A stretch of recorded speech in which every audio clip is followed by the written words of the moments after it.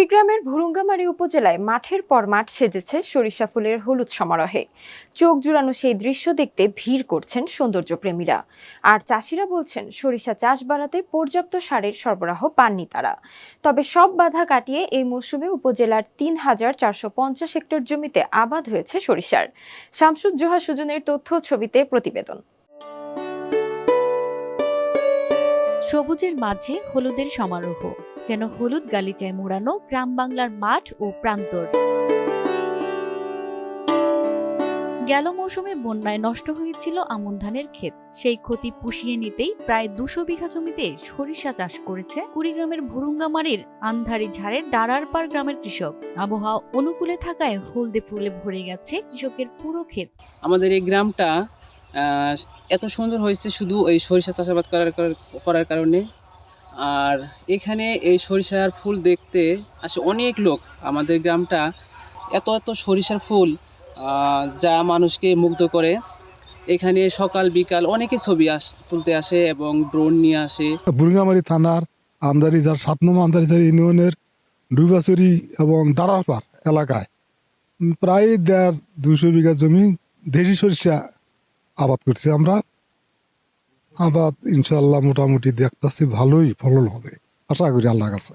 আর এলাকাটা হলো দোফা এলাকা, বন্যা এলাকা। আমাদের আমন ধান গাড়ছিলাম, সব বন্যায় খেয়ে গেছে, পরে সরিষা বুনছি। ফসল পরিপক্ক হওয়ার আগেই কৃষকের এই ক্ষেত পেয়েছে প্রচন্ড জনপ্রিয়তা।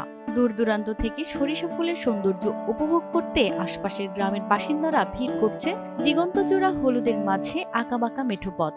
সেই পথের পাশ দিয়ে বয়ে গেছে জলাশয়। যত দূর দৃষ্টি যায় হলুদ আর হলুদ। এই হলুদের সান্নিধ্যে সময় কাটাতে আর সেই মুহূর্ত ক্যামেরাবন্দি করতে প্রতিদিনই আসছেন সৌন্দর্য প্রেমীরা। কৃষকরা বলছেন সরিষা চাষে সরকারিভাবে যে প্রণোদনা দেওয়া হয় তা যথেষ্ট নয়। বীজ সন্তোষজনক হলেও সারের পরিমাণ অনেকটাই কম।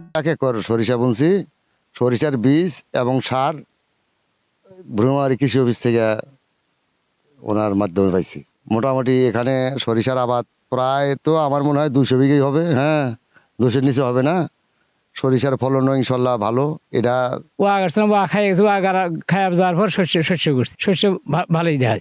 শস্য ৫-৭ মণ শস্য হয় বিঘে ভর্তি। আন্দারঝাড়ের ডারাপাড় এলাকা হলুদের চাদরে যেন আবৃত, যা দেখে সত্যি মন জুড়িয়ে যায়। ভুরুঙ্গামারী কৃষি অফিসের সহায়তায় চলতি মৌসুমে এই উপজেলায় ৩,৪৫০ হেক্টর জমিতে সরিষা চাষ হয়েছে। উচ্চ ফলনশীল জাত বাড়ি ৯, ১৪, ১৭, ১৮ ও ২০ এবং বিনা ৪, ৯, ১১, দেশি টরি ৭ ও কাজলের সরিষা চাষ করেছেন কৃষকরা।